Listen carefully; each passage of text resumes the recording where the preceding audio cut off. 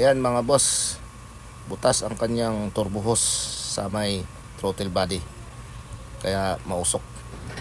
Ang gagawin natin ito mga boss, dahil butas yung hose, maglilinis po tayo ng itong turbo na to. Lilinisin po natin at intake manifold.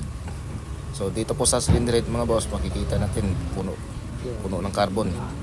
At dito po sa intake manifold nya, ito po ang dumi po, sobrang dumi ng intake manifold.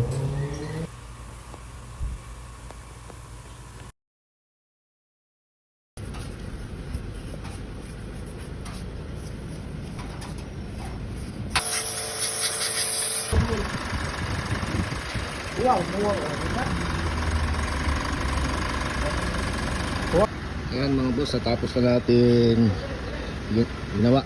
Pinalitan po natin ng hose sa turbo at saka na cleaning po tayo ng turbo at AGR at intake.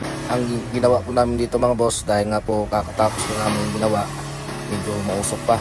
Kaya ang ginawa namin, nilinis po namin ng exhaust, kasi po maraming carbon po na lumalabas kapag nire-revolution po ang makina nito.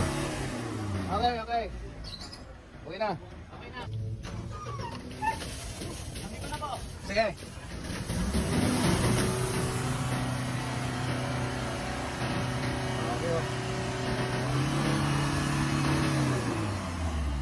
Sige, bumba.